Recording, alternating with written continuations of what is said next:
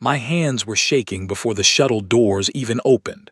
I gripped my rifle harder, hoping nobody would notice. Across from me, 5 other human guards sat in silence. None of us spoke. None of us wanted to be the first to break. The voice in my helmet crackled. Landing in 60 seconds. Stand ready. I closed my eyes. My name is Eli Carter. I am 24 years old. I joined the Terran Diplomatic Corps because I wanted a quiet desk job on a quiet outpost. Instead, my name was pulled from a lottery I did not even know I had entered. And now I was about to step out onto the home world of the most feared woman in 3 sectors. The Vorthak Empire had asked for 6 human guards, a symbol of peace, they said. After 12 years of war that nearly ended my entire species, the Empress wanted humans standing in her chamber. Some kind of message to the galaxy. Most thought it was a trap. Most thought we would not come home. 5 of the guards beside me had volunteered. They wanted glory. They wanted medals. I just wanted to file paperwork, but here I was anyway. The shuttle hit the ground with a heavy thud. The doors slid open. Hot wind rushed inside, smelling like burnt cinnamon and something I could not name. I stood up too fast and almost tripped on my own boots. Sergeant Holt, our team leader, glared at me. Carter, hold it together. Yes, sir, I tried to say it firmly. It came out more like a whisper. We marched down the ramp in formation. The sky above us was a dark red, like the inside of a wound. Black towers stretched up around us, taller than any building I had ever seen on Earth. And the gravity, it pressed down on my shoulders like an invisible hand. Every step felt heavier than the last. The Vorthak Honor Guard waited for us at the base of the great stairs. They were 9 feet tall. Their skin was black and scaled, and bone crowns grew right out of their skulls, sharp and curved. Their eyes were yellow. They looked at us the way a person might look at a small bug crawling across a kitchen floor. Not angry, just curious if we were worth crushing. The captain of the Vorthak Guard stepped forward. His voice rolled like thunder. You will follow. You will not speak unless spoken to. You will not look at the Empress directly.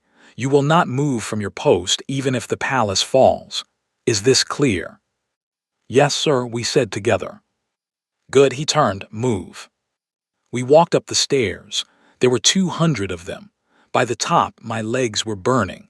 The doors of the throne hall opened in front of us, and I forgot how to breathe. The hall was huge, bigger than any cathedral I had ever seen. Red banners hung from the ceiling, all the way to the floor. Dark stone pillars ran down both sides. At the far end, a throne carved from a single piece of black bone rose up like a mountain. And on that throne sat her. I had seen pictures. Every human alive had seen pictures, but pictures lie. They make you think you understand. You do not understand until you stand in the same room. Empress Zyraxa V. Horncall, the Widowmaker, the Empress of Ash. She had personally ended the lives of her own war council when they suggested making peace too early. She had broken 3 rebellions before her 20th birthday. They said her stare could turn brave men into stone.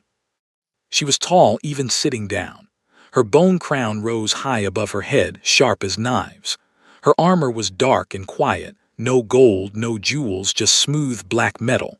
And her eyes were like melted gold, and they were already moving across our line. We took our positions along the walls. I was placed near the back. I tried to keep my breathing slow. I tried to stand still. But then her gaze swept across the hall, and for one terrible second, it landed on me. I should have looked down. I knew the rule. Every guard knew the rule. But I did not look down. I looked back at her, just for a moment, just because I could not stop myself. A Vorthak guard near me saw it. He turned, raised one armored hand, and stepped toward me. I knew what was coming. I closed my eyes and waited for the strike. It did not come. A single clawed finger had lifted from the throne. The whole hall froze. Leave the small one, came her voice. Low, smooth, a little amused. I want to see how long it survives. The guard stepped back. My knees almost gave out. I forced myself to stand straight. I felt every eye in the hall turn to me and then turn away like I had been marked. The ceremony went on. Officials spoke in their long, rolling language. Treaties were signed. Hours passed. I did not move. I did not breathe more than I had to, but every now and then I felt it. That golden gaze brushing past me like a hand checking if I was still there.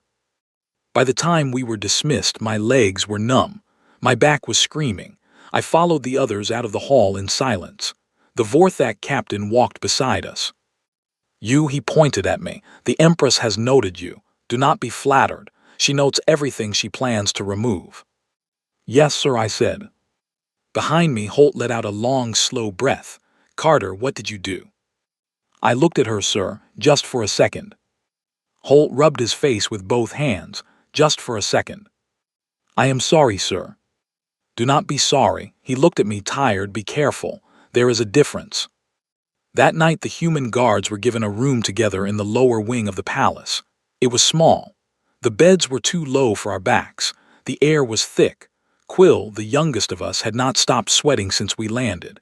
Dasha was unpacking her kit calmly, like we were on holiday. Holt sat on the edge of his bed and stared at the wall.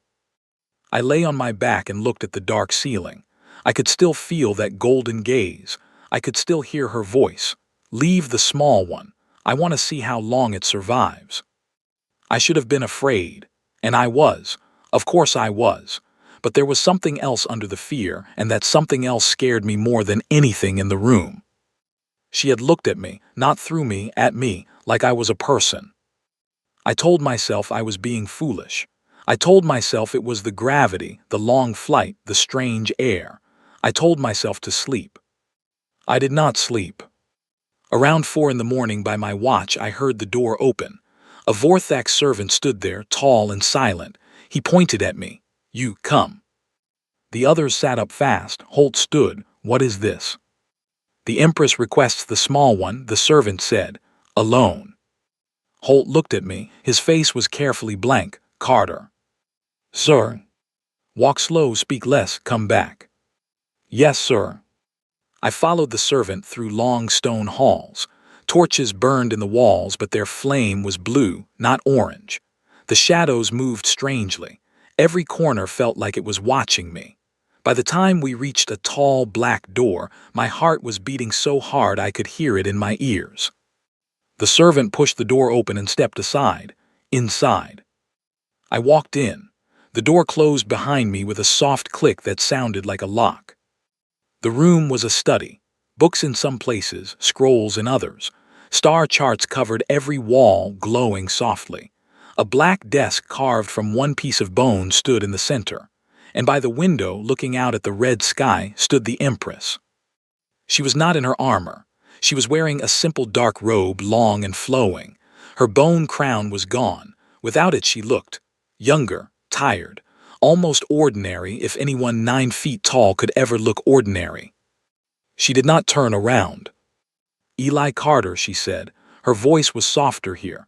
Without the hall to carry it, it became something else, something almost human.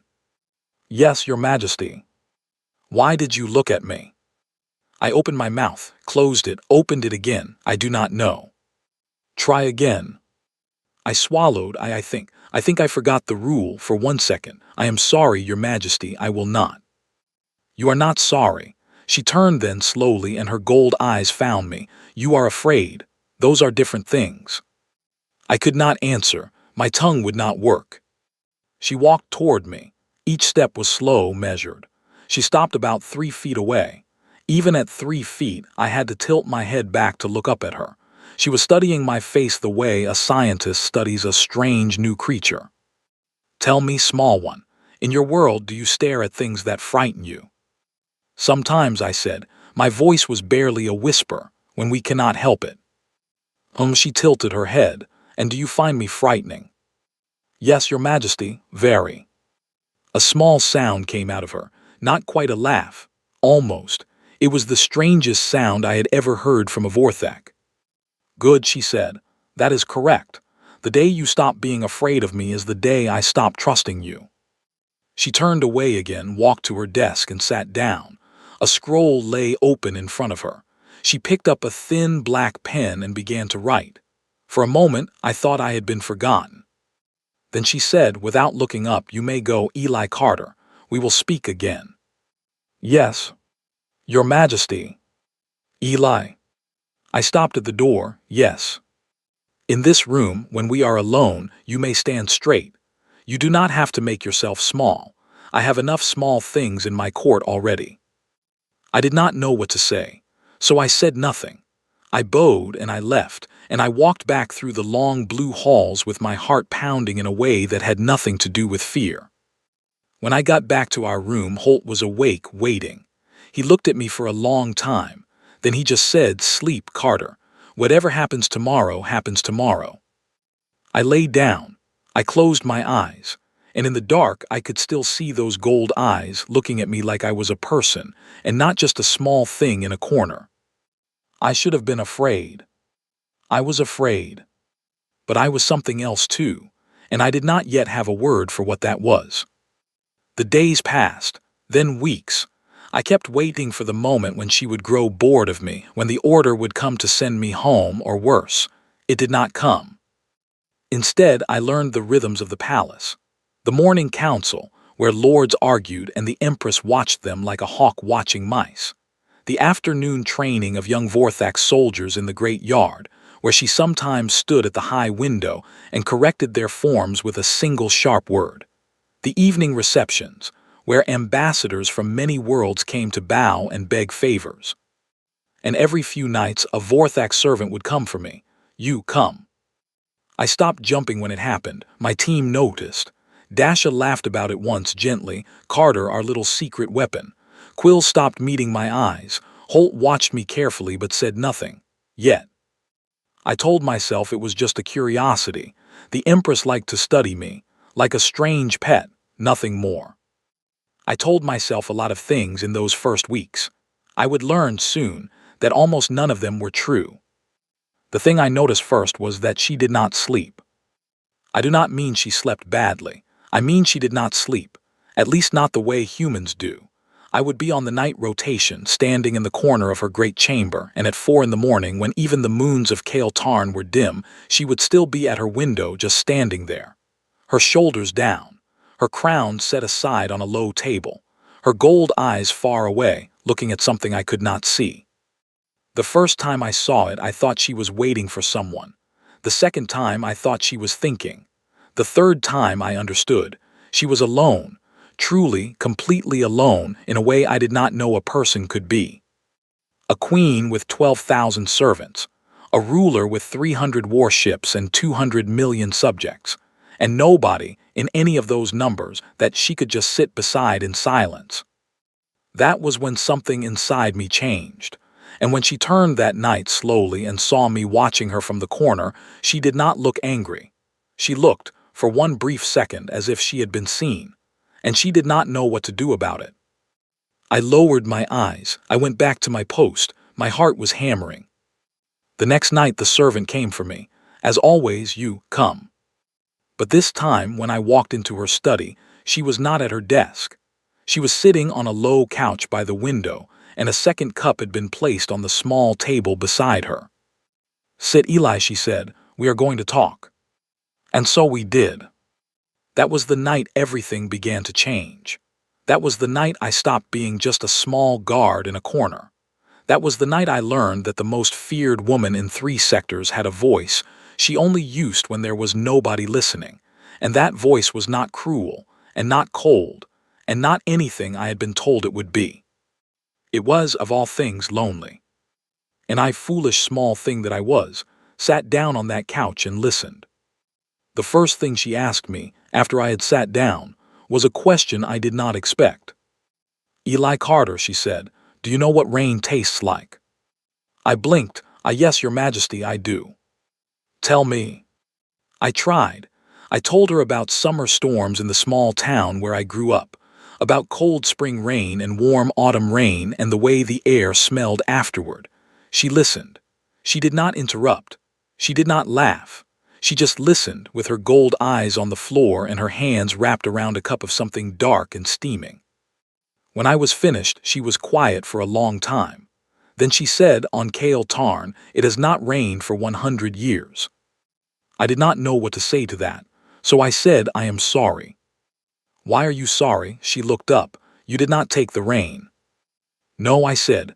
I am sorry that you have not felt it. Her gold eyes held mine. She did not speak for a long moment. Then she set her cup down very gently and said, You should go, Eli. It is late. I stood, I bowed, I left. But as I walked back through the blue halls, I knew something had shifted. Something small, something dangerous. She had thanked me in a way, and she had sent me away to think about it. And in the lower wing, in our small bunk room, I lay awake until the red sun rose, and I thought about gold eyes and the sound of rain, and how a world could go 100 years without it, and what that did to a person who ruled such a world. I was in trouble. I knew it then. I just did not know yet how deep the trouble would go. The next day she did not call for me. The day after that she did not either. By the third day I told myself I had imagined the whole thing. By the fourth day I began to feel something cold and small in my chest, and I pretended it was nothing. On the fifth day the servant came again. This time he carried something, a small wooden box. The Empress, he said, requests your presence, and she requests that you bring this with you. He held out the box. I took it, I opened it. Inside were dried leaves I knew very well. Chamomile. I did not know how she had found it. I did not ask. I just nodded and followed him through the halls, and as I walked, I held the small wooden box like it was the most important thing in the universe. Because in a way it was, though I did not yet understand why. What I did understand, walking those long blue corridors, was that I, Eli Carter, junior guard from a small town on Earth, was about to make a cup of tea for the Empress of Ash. And that nothing in my life would ever be the same after. The world I had known was already gone. I just had not noticed yet. But I would. Soon I would. Her study was warm that night. The lights were dimmer than usual. She was not at her desk. She was on the couch by the window, the second cup waiting on the table, exactly where it had been before. I held up the small wooden box. She looked at it. Her gold eyes flickered. Show me, she said quietly. Show me how it is done. So I knelt by the small table, and I opened the box, and I began to make her tea. And outside, the red sky of Kale Tarn turned slowly toward dawn, and somewhere in the deep halls of the palace, an old lord named Vasech was already beginning to plan how to remove me from this world. But I did not know that yet. That was tomorrow's problem. Tonight I just made tea. The hot water steamed. The dried flowers turned slowly in the cup. She watched me with eyes I no longer fully understood, and I watched her watch me, and neither of us said anything at all. That was how it began. Quiet, careful, almost gentle. A small thing in a vast palace, on a far world, in the middle of a galaxy that did not yet know what was coming. 3 weeks after the first cup of chamomile tea, I began to understand that I had become someone the palace was watching. Not the way they had watched me at first, like a strange small creature, but the way courtiers watch a piece on a board. Carefully, quietly, already calculating. I noticed it in small ways. A young serving girl who would not pass through the same hallway as me. A captain who used to nod when we crossed paths and now looked at the ceiling instead.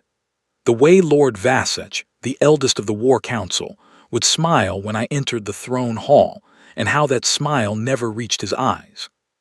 I told myself I was imagining it. I was, after all, just a junior guard. I had no power. I had no rank. The Empress called me to her study some evenings to talk, and that was all. There was no plot in tea. But Sergeant Holt knew better. He pulled me aside one cold morning in the lower yard after our drill. His face was tight. Carter, walk with me. Yes, sir. We walked the outer wall. Down below us, a cargo ship was unloading red metal crates. Vorthak workers moved like dark ants on the stone. How often, he said, without looking at me, how often does she send for you now? I felt my stomach drop. I lied badly, maybe twice a week. He stopped walking. He turned to face me. Carter, I have been a guard for 19 years. I know when one of my people is being pulled into something. Do not lie to me. How often? I looked at the stone under my boots. 3 or 4 times a week, sir, sometimes more. Holt let out a long breath. He rubbed his jaw with one hand. He looked older than I had ever seen him. Carter, listen carefully. You are a kind young man. You are decent. That is exactly the kind of person courts like this one tier apart. I am not, I started, and then I did not know how to finish. I am not in a court. I am just a guard. You are just a guard, Holt said. You are not just a guard anymore. You are the human the Empress speaks to. The whole palace knows, and the whole palace is now deciding what to do about you. I did not answer. There was nothing to say. I cannot stop you, he went on. I will not stop you. You are doing your duty as far as I can see, and the Empress is the Empress. But I am asking you to be careful. Watch the doors. Watch the food. Do not go anywhere alone if you can help it. Do you understand? Yes, sir. He patted my shoulder hard. Good lad, keep your head. He walked away. I stayed at the wall for a long time, looking down at the cargo ships. That evening, I went to her study with a knot in my chest. She saw it the moment I walked in. Her gold eyes narrowed. She sat very still on her couch, her tea untouched. Eli, she said, something is wrong with you. I tried to smile. It is nothing, Your Majesty. Sit down, tell me. I sat. I held the cup she had poured for me. The warmth of it pressed into my palms. I did not know how to begin, so I just began. People are watching me, I said. In the halls, in the yard, they were not before. Now they are. My sergeant says the palace knows. He says I should be careful. She did not answer at first. She set her own cup down very gently. Her face had gone still in the way it did when she was thinking many things at once. Your sergeant, she said finally, is a wise man. I lifted my head, so it is true. It has been true for a while, Eli. I had hoped you would not notice. I see now that was foolish of me. There was something in her voice I had never heard before. It took me a moment to place it. Then I had it. Guilt, she felt guilty. Your Majesty, I said, I am not afraid. Yes, you are. Not for me, not really. I am afraid I have caused trouble for you. She looked at me. For a long, long moment she just looked at me. Her gold eyes did not move. The fire in the small lamp on the table flickered. Then she said, very quietly, Eli Carter, you are the strangest person I have ever met. I did not know what to do with that, so I drank my tea. She drank hers too. We did not speak for a while. The silence was not heavy. It was the kind of silence two people share when there is too much to say and no good place to begin. Finally, she set her cup down again and said, Tell me about your mother. I almost dropped my tea. My mother. Yes, you said once, weeks ago, that she taught you to make this tea when you could not sleep. I want to know about her. So I told her. I told her about my mother, who worked in a small bakery and came home smelling like flour and cinnamon. I told her how she sang while she worked, badly, but with great joy. I told her how she had cried at the docking station when I left for the Corps, and how she had pressed a small bag of dried chamomile into my hand and said, This is in case you forget what home is. I told her things I had not told anyone in years. I do not know why. The words just came. When I was done, the Empress was sitting very still. Her gold eyes were not on me. They were on the floor. Her hands were wrapped around her cup. My mother, she said after a long time. My mother was a great woman, strong, brave. The court feared her. The empire respected her. I loved her with all my heart. Yes, Your Majesty. When I was 15, she was taken from me. By people who sat in our own hall. People she had trusted. They thought a girl could be moved aside more easily than a queen. They were wrong, but it cost me everything to prove it. I am sorry. She lifted her gold eyes to mine. They were wet. I had not known Vorthak could cry. I do not think she did either. She blinked and the wet shine was gone. Eli, she said. I have not spoken her name aloud in 23 years. I have not spoken of her at all. I did not know what to do, so I did the only thing I could think of. I reached across the small table and very gently, very carefully, I put my human hand on top of her huge clawed one. Her hand was warm, far warmer than I expected. The black scales were smooth. Her claws did not move, did not flex, did not twitch. She looked down at my small hand on hers. She did not pull away. For a very long time, neither of us moved. Then she said, almost too softly to hear, "You should not do that, Eli." I started to lift my hand. "No," she said quickly. "Do not just understand, you should not do that." "I am sorry." "Do not be sorry, just be careful what you offer, small one. I am not used to it, and the things I am not used to are dangerous." I left her study that night with my hand still warm from where it had rested on hers. I walked back to the lower wing very slowly. Holt was awake when I came in. He looked at my face. He did not ask. The next morning, the trouble began. A messenger came at sunrise. The War Council had requested my presence. Just me, not the human guard, not Holt, just Eli Carter. Holt went pale. "Carter, do not go." "I have to go, sir. It is an order." "Then I am coming with you." The messenger shook his head. "The order is for the human guard Eli Carter alone. The Empress is in a private session and cannot be reached. The War Council is the highest authority in her absence. There is no choice." Holt stood up so fast his chair fell over. "Then I am ordering Carter to refuse." "You cannot," the messenger said calmly. "You are a foreign guard on a foreign world. You may protest. You may not refuse." It was true. We all knew it was true. I put on my uniform. I checked my rifle. I felt my hands shaking again, the way they had on my very first day. Holt grabbed my arm at the door. "Carter, listen to me. Whatever they ask, you do not answer. You say you serve the Empress. You say nothing else. Do you understand?" "Yes, sir." He let me go. I followed the messenger. The War Council met in a hall I had never seen. It was round and dark, with 12 high seats arranged in a circle. 11 of them were filled with old Vorthak lords in long black robes. The 12th, the highest, held Lord Vasech himself. He was older than the others. His bone crown was small but sharp. His eyes were pale yellow, not gold like the Empress, more like cold sand. He smiled when I walked in. The smile did not touch his eyes like always. "Eli Carter," he said. His voice was rich and careful. "Please, stand in the center." I stood in the center. I felt every eye in the room on me. My uniform suddenly felt too small. "We have a small concern," Vasech went on. "A small matter, nothing serious. It is about your conduct in the palace." "My conduct, sir?" "Yes, specifically, your nightly visits to the Empress of Ash." The room went very quiet. I kept my face still.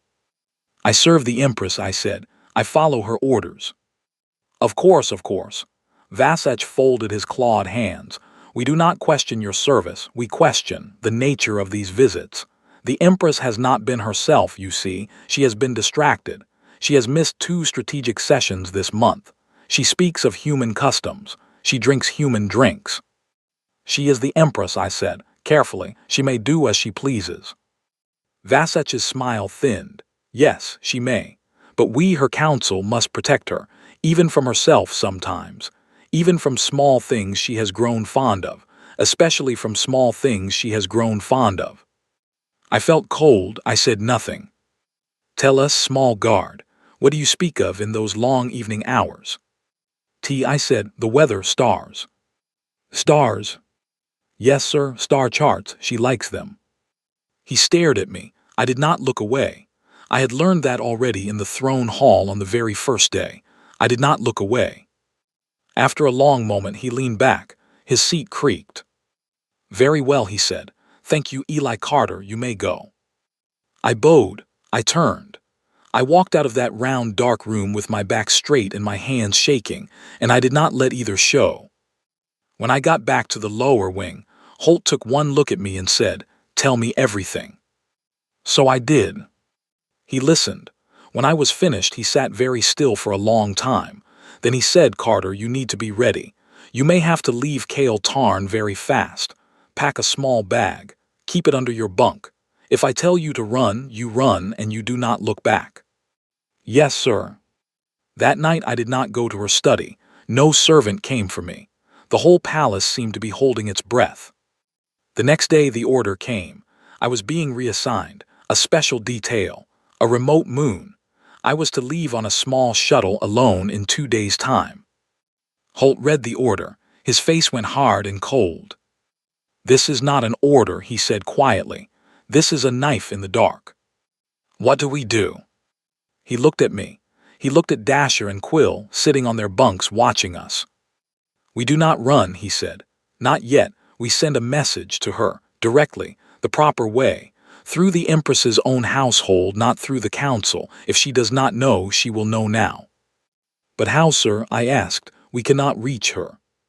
Holt smiled just a little.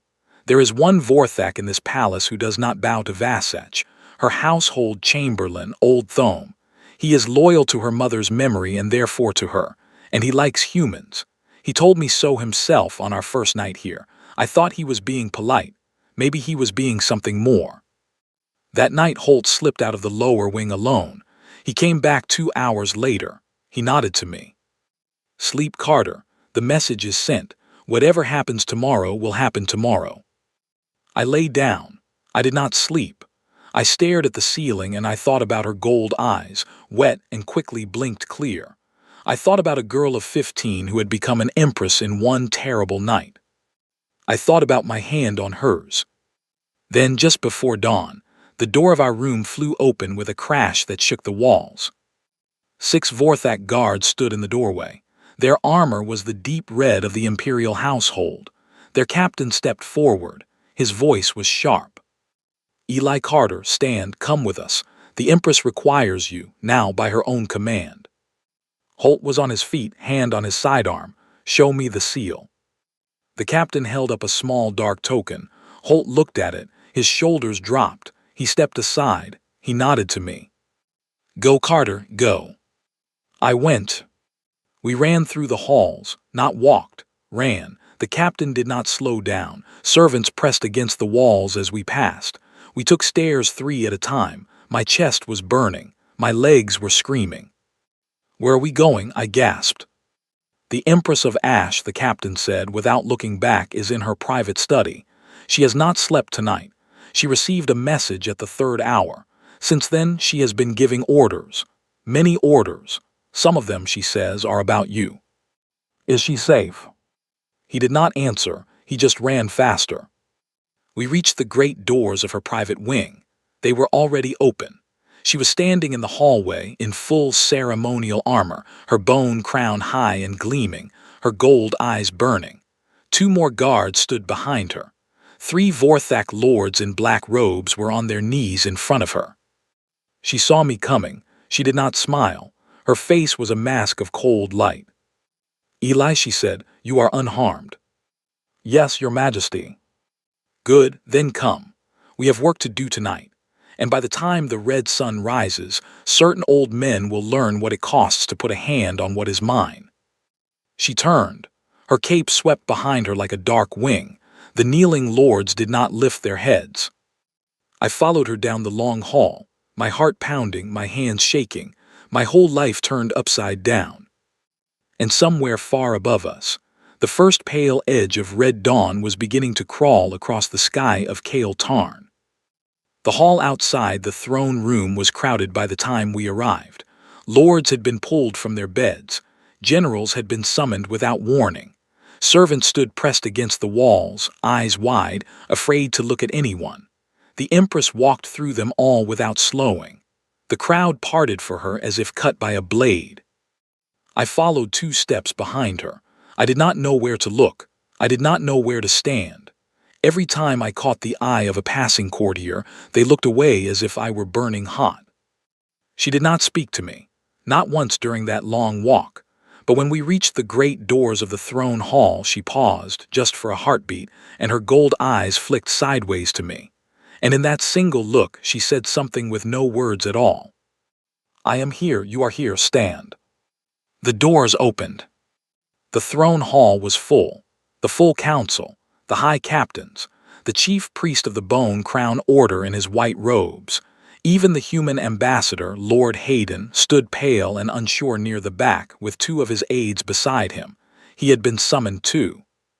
Sergeant Holt stood with the human guard near the side wall. He saw me come in behind the Empress. His face did not move, but his eyes followed me carefully. Lord Vasech stood in the center of the hall in front of the throne. He had been waiting. He did not bow when she entered. He smiled instead, that same thin smile that did not reach his eyes. "Your Majesty," he said, his voice was smooth. "We are surprised by this early gathering. May we know the cause?" The Empress walked past him without stopping. She climbed the steps of her throne. She sat. Her bone crown caught the rising red light through the high windows. Her cape fell around her like a dark sea. Then she looked down at Vasech. "Lord Vasech," she said, "yesterday morning you summoned a human guard, a member of my personal household, to the chamber of the War Council, without my permission, without my knowledge. Is this true?" Vasech did not move. "We acted in your interest, Your Majesty." "Is it true?" "It is true. Yesterday afternoon, you ordered that same guard to a remote moon, on a shuttle whose life support had been quietly damaged by your own engineers, so that he would not return. Is this also true?" The hall held its breath. Vasech's smile finally fell. He stood very still. "Your Majesty," he began, "there is no proof." "There is proof," she said. "I have your engineer. He spoke for an hour before sunrise. He named names. He named yours." A whisper went through the hall. Two of the lords near Vasech took a small step away from him, just a small step, but it was enough. I stood at the bottom of the throne steps, just below her, where she had placed me with one short gesture as we entered. My hands were behind my back so they would not shake too visibly. My heart was hammering. Vasech drew himself up. His old eyes were cold now, all pretense gone.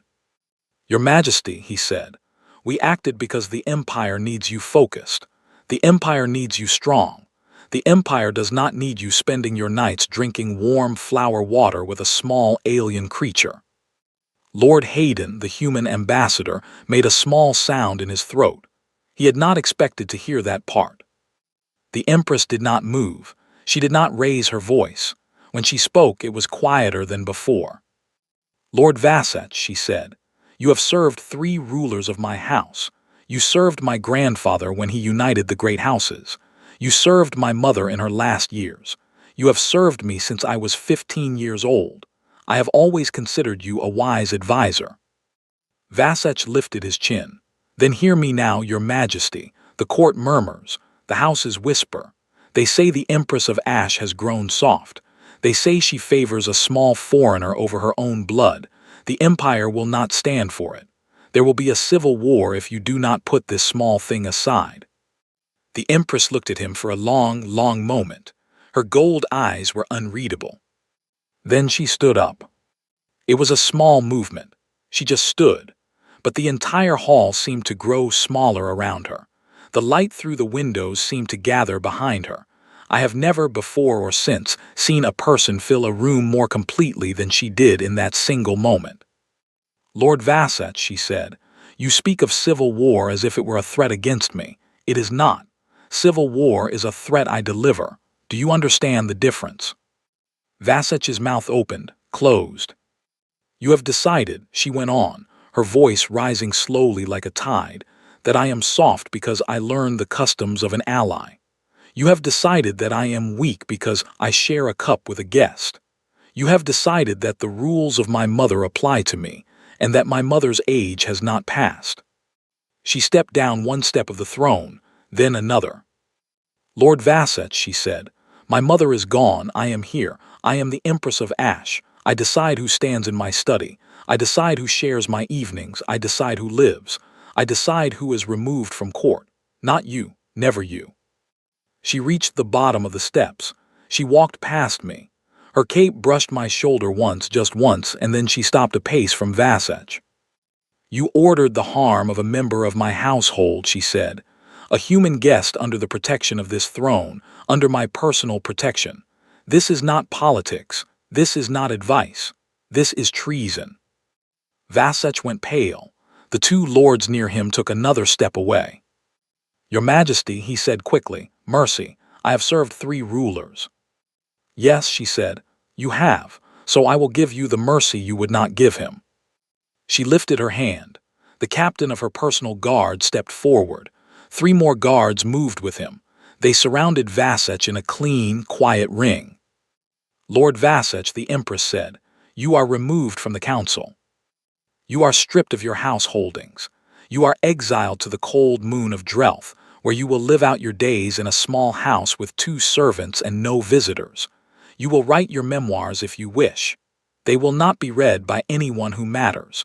Your name will not be spoken in this court for 100 years." He stared at her, unbelieving. You are not going to end me." "No," she said. "The empire was built by your hand among others. I will not erase that, but you will be smaller now, Vasech. Much smaller. Smaller than the small thing you tried to remove. Live with it. That is your true punishment." The guards led him away. He did not resist. He looked, for the first time in my memory, like a very old man. The Empress turned. Her gold eyes swept the hall. "There were 11 other names on the list," she said. 6 of you in this hall conspired with Vasech. I will not say which 6. You know who you are. By tonight, you will resign your offices and return to your country estates, never again to enter this court. If you do this, you will keep your lives and your families. If you do not do this, by sunrise tomorrow, my guards will come for you. Choose." A long silence. Then slowly 6 of the lords stepped back from the others. They bowed. They left the hall without speaking. No one stopped them. The Empress watched them go. Her face was still. "The rest of you," she said, "hear me. The human guest stays. The human ambassador stays. The treaties stand. The peace stands. Anyone who whispers otherwise will whisper to empty walls. This is my will. This is the will of the throne. This is final." "Yes, Your Majesty," the hall said as one. She turned and walked back toward the throne. She climbed the steps. She sat again. The bone crown caught the light. She looked, just for a moment, like a painting of an ancient queen. Then her eyes found me, standing at the bottom of the steps, still trembling. "Eli Carter," she said, "approach." I climbed the steps. I had never been on the throne steps before. I had never even imagined being on them. My boots felt loud on the stone. I stopped 2 steps below her seat. "Kneel," she said. I knelt. I bowed my head. I felt her clawed hand, very gently, lift my chin. "Look up," she said. I looked up. Her gold eyes were close. Her face was tired. There were lines I had never noticed before near the corners of her eyes, a tiny scar above one brow, a small smudge of dust on the edge of her bone crown. Up close, she was not a painting. She was a woman. In front of all of them, she said, very softly, only for me to hear, "I am going to do something now. I am going to claim you. The court will understand it as politics. It is not. It is not politics, Eli. Do you understand?" "Yes," I whispered. "If you do not want this, say so now. I will not be angry. I will protect you anyway. I will send you home with honors. You may say no." I looked into her gold eyes. I thought of a girl of 15, alone after her mother fell. I thought of 100 years without rain. I thought of a hand under mine on a small wooden table. "I do not want to go home," I said quietly. "Not yet, not without you." She closed her eyes, just for one heartbeat. When she opened them, they were bright. "Good," she said. She stood. She turned to face the hall. Her voice rose. "This man," she said, lifting her hand toward me, "is Eli Carter, junior guardsman of the Human Diplomatic Corps, member of my personal household. As of this moment, he is also under the personal banner of the V. Horn Call House. He stands in the inner court. He speaks with my voice when I am not present. To harm him is to harm the throne. To insult him is to insult the throne. He is mine. So it is said. So it is done." The hall was silent. Then slowly the chief priest of the Bone Crown Order stepped forward. He bowed deeply. "So it is said," he intoned. "So it is done." The remaining lords bowed. "So it is said. So it is done." The captains, "So it is said." The servants pressed against the walls. So it is done. It rolled around the hall like a wave. I felt every bow, every word, like a hand pressing on my shoulders, holding me up when I might have fallen. When the wave stopped, the Empress sat back down on her throne. She let out a long breath. Her shoulders softened just a little, just enough that someone who had watched her at 4 in the morning, alone at a window, would know what it meant. She looked at me. "You may stand at the foot of the throne," she said, "until I dismiss the hall." "Yes, Your Majesty." I stood, I turned, I faced the hall, I felt every eye on me. I did not look down. I did not make myself small. I remembered the first night when she had told me, "In this room is enough small things in my court already." The next hours were a blur. There were proclamations to sign, houses to call. The human ambassador, Lord Hayden, was brought up to speak privately with her. He was nervous. He was sweating. He kept glancing at me as if I had grown a second head. When he finally left, Holt was allowed to come up. He stood at the bottom of the steps. His face was unreadable, but his eyes were warm. "Your Majesty," he said, "with your permission, I would like to speak with my guard." "Granted," she said. I came down the steps. Holt looked me up and down, like he was checking I was in one piece. "Carter," he said quietly, "are you all right?" I thought about it. "I'm not sure, sir, but I am here." He nodded once, slowly. Then he said something I will never forget. "Earth is going to lose its mind over this," he said. "Lord Hayden is going to send a panicked message in the next hour. Generals will shout. Politicians will scream. There will be op-eds on 3 planets by sundown. Your mother is going to call you crying." I made a small sound, half a laugh, half a sob. But Holt went on. "Listen to me. You did not start this. You did not chase this. You stood your post. You followed your duty. You opened a door that opened by itself, and you walked through it without making a fool of yourself. You did your job, Carter. The rest is not about you. The rest is about an empress and an empire and treaties and history. You did your job." "Yes, sir." He pulled me into a quick, hard hug. His armor pressed against my chest. Then he stepped back, saluted me, and walked away. I almost cried. I held it in. When the hall finally emptied, when the last lord had gone and the doors were closed and only the Empress and I and 4 of her personal guards remained, she stood up from her throne, slowly, as if she were very, very tired. She walked down the steps. She stopped in front of me. "Eli," she said. "Yes." "I am tired." "Yes." "Will you walk with me back to my study?" "Of course." We walked together, her 4 guards following at a distance. The halls were quiet. The red sun was now high through the windows. Somewhere in the gardens, a bird I did not know the name of called once, then fell silent. When we reached her study, the door closed behind us, and we were alone again. She unclasped her cape. She set her bone crown on the small, low table where I had once placed a wooden box of dried flowers. She sat down on the couch by the window. I stood. "Eli," she said, "sit with me just for a moment." I sat carefully, half a pace from her, closer than the chair I once would have used. She leaned her head back against the couch. She closed her eyes. "I have not done a thing like that in years," she said. I had forgotten how heavy it was. "You did the right thing," I said quietly. "I did the necessary thing. Those are not always the same, but yes, I think today they were." A long pause. Then she opened her eyes and looked at me. Her gold eyes were soft now, not the throne eyes, the study eyes. "You said something earlier," she said, "on the steps. You said I do not want to go home, not without you." I nodded. "Did you mean it?"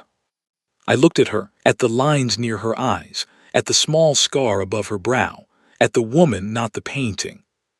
"Yes," I said, "I meant it." She let out a long, slow breath. She lifted one clawed hand, carefully, slowly. She placed it, palm down, on the couch between us. An invitation, not an order, a choice. I looked at her hand. I looked at her face. I placed my hand on top of hers. Her claws closed gently, very gently around mine. Her hand was warm, far warmer than I expected, the same as the first time. This time, neither of us said it should not happen. We just sat like that, by the window in the quiet study, while the red sun moved slowly across the sky of Kale Tarn, and somewhere in the deep halls below us, a new world was already being born. 3 years passed. It is strange, looking back, how quickly so much can change and how slowly. 3 years felt like both a single long evening and a whole lifetime. In the first months after the Bone Council changes, as the historians later called that long morning, the Empire did not love me. I will not pretend otherwise. There were whispers in the halls. There were small, polite cruelties. A serving girl who would not look at me. A lord who, when asked to pass the salt at a state dinner, would pass it through a third hand instead of touching mine. The chief priest of the Bone Crown Order, a kind old man named Rithem, came to me one evening and said gently, "Eli, the people need time. Do not take their slow hearts as hatred. Vorthak hearts have always been slow. Mine took 90 years to learn to love a foreigner, and now I cannot stop." I laughed, he laughed. After that I felt a little bitter. She helped, of course, every day in small ways. She did not announce that things would change. She did not give speeches. She simply lived the new life out loud, and slowly the court began to follow. She invited the human ambassador, Lord Hayden, to weekly tea, the same tea I had once made her in secret. He came nervously the first time. He came eagerly the second. By the third month he was bringing a friend, then two, then a small delegation. Vorthak lords, watching, began to understand that this was not weakness. This was diplomacy. The new kind of diplomacy. The kind their old enemies were now better at than they were. She rebuilt the War Council. The 6 lords who had bowed and gone home stayed home. New lords came in, some young, some surprising. She placed 2 women on the council for the first time in 100 years. One of them was Lady Vesca, a sharp-eyed scholar who had argued before the war for peace with Earth. She had been laughed at then. She did not laugh now. I did not sit on the council. I would not have known what to do there. But I sat in many small rooms with many small teacups, and I listened, and sometimes when the Empress asked, I spoke. I spoke about my home world. I spoke about how humans thought. I spoke once about why my grandfather had refused to hate any people he had not personally met, and why he had said that to me when I was 8 years old. The Empress was very quiet that night. She said, after a long time, "Your grandfather was a wiser man than my entire war council." I learned the language, properly this time, not the polite phrases the diplomatic corps had taught us. The real language, with its long rolling sounds and its sharp short words and its little quiet markers that meant kindness or honor or please be careful, friend. She taught me herself in the early evenings. She corrected my pronunciation gently. She laughed when I said the word for joy as the word for fish, which apparently differ by a single sound. She tried in turn to learn mine. She struggled with the soft consonants. She said my name perfectly from the very first day, and she said the word chamomile beautifully, but other words gave her trouble. The word friend in human English was hard for her. She would say it carefully, slowly, Freiend, and she would frown as if the word were too small to mean what she felt. I stopped trying to correct her. I told her, "You say it perfectly," even when she did not, especially when she did not. The hardest part in the early days was Earth. The news of what had happened reached my home world within hours. Lord Hayden had sent his message, and someone in his office had leaked it to a reporter. And by the time the red sun set on Kale Tarn the first evening, 3 planets were arguing about me. Some called me a hero, the man who tamed the Empress of Ash, they said. Some called me a fool, some called me a traitor. The Daily Horizon ran a piece called The Boy Who Should Have Run. The Sunrise Times ran one called The Quiet Triumph of Decency. Both of them were wrong in their own ways. Both of them were also right. My mother sent me a video message 3 days later. She had been crying.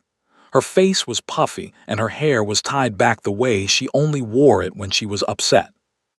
"Eli," she said, "I have seen the news. I do not understand half of it. I just want to know. Are you safe?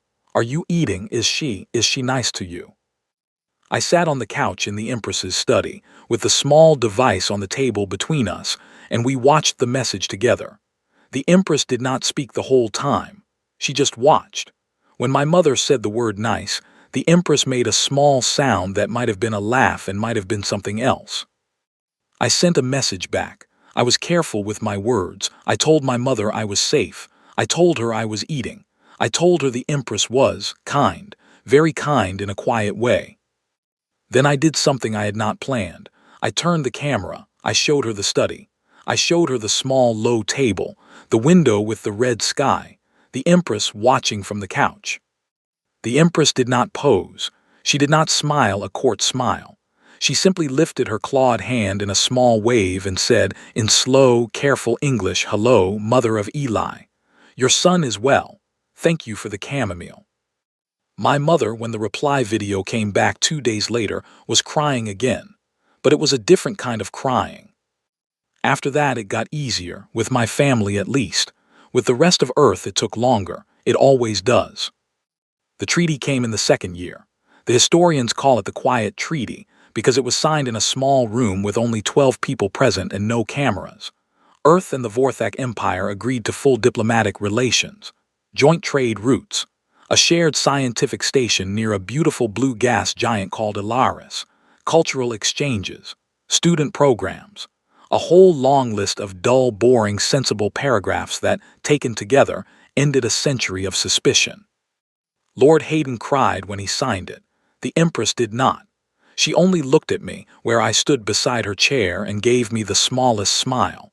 The same smile she had given me in the throne hall, the one that nobody else in the room could read.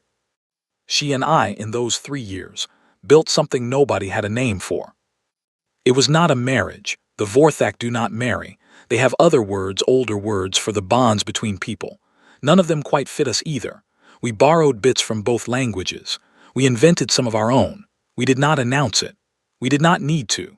The court watched, the empire watched, the galaxy watched, and slowly, over time, they all settled on a simple phrase. The Empress and her Eli. That was enough. I learned to live in 1.3 gravity. My back hurt for a year. Then it stopped hurting. My human doctor gave me something for my bones. The Empress's physician made me stand on a strange pad every morning. Between them, my body figured it out. She tried chamomile tea every evening. She had her own cup now, a small dark one with a tiny silver flower carved into the side. I had given it to her on the first anniversary of the Bone Council changes. She did not say thank you when I gave it to her. She did not need to. She used it every night for the rest of my life. I read her poetry, earth poetry. She did not understand half the words. She listened anyway. She especially liked an old poem by a woman named Mary, written hundreds of years ago, about wild geese flying over a lake. She made me read it many times. She said every time, the geese in this poem are very tired, but they are going home. She said it as if it explained something only she understood. Maybe it did. I never asked. Now I will tell you about the night that ended this story, and that began the next. It was 3 years after the Bone Council changes.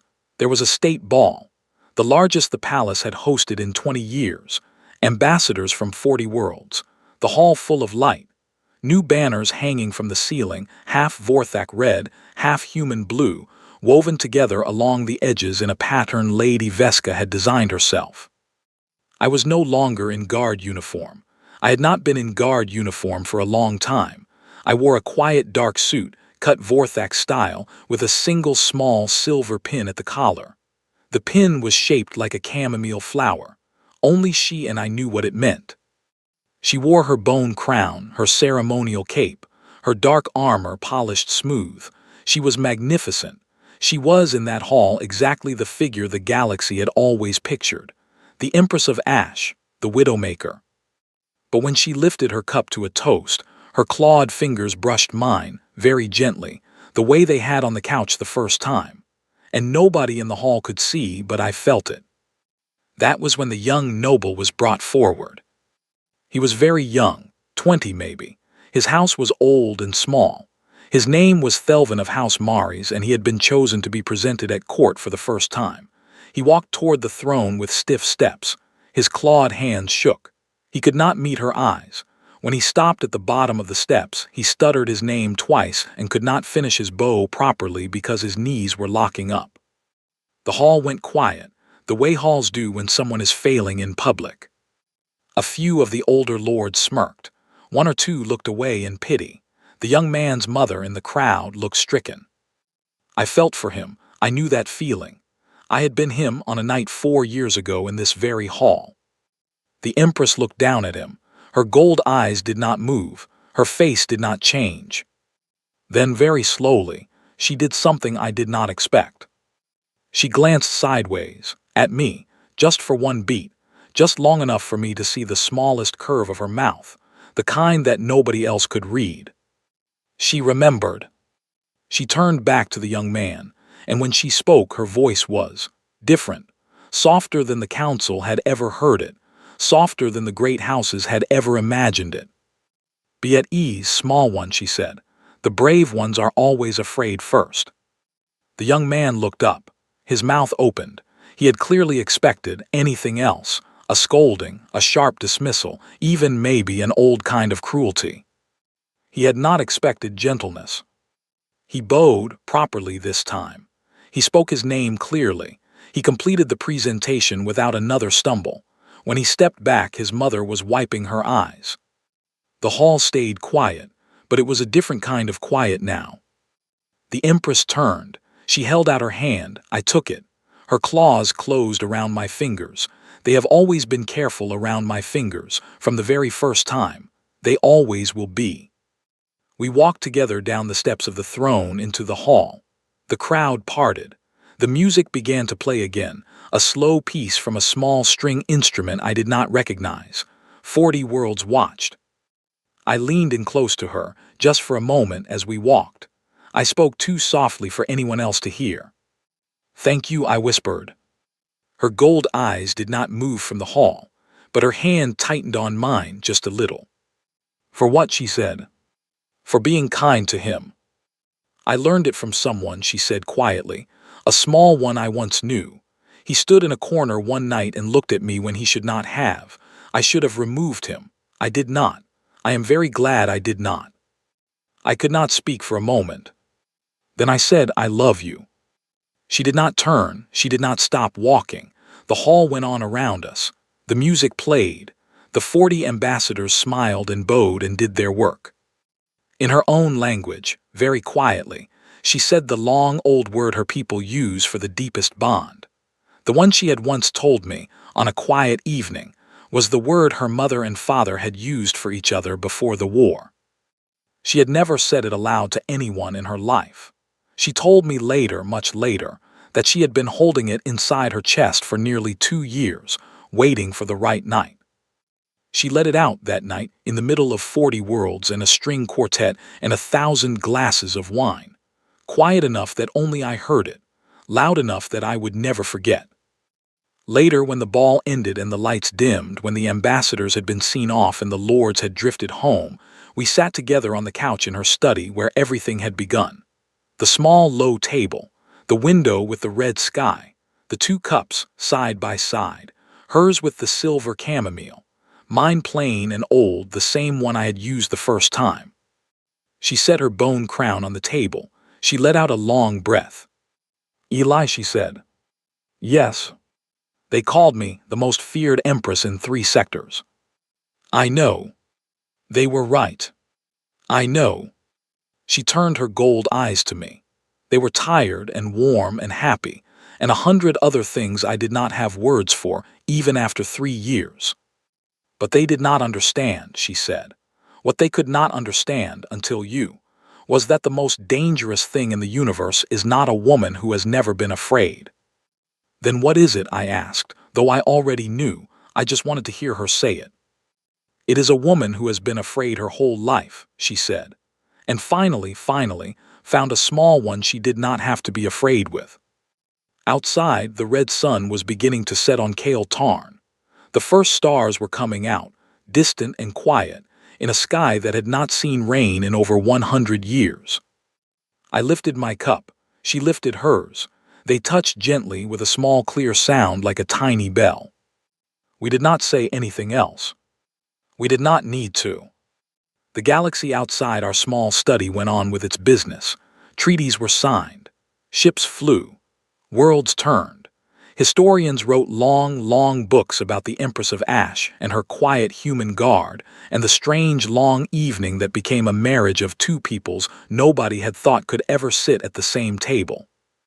But that night in the small study by the window, there were only two cups, two hands, and one warm silence. And that, my friends, is the whole truth of how the most feared empress in 3 sectors fell, slowly and quietly and forever, for a small frightened guard from a small green world.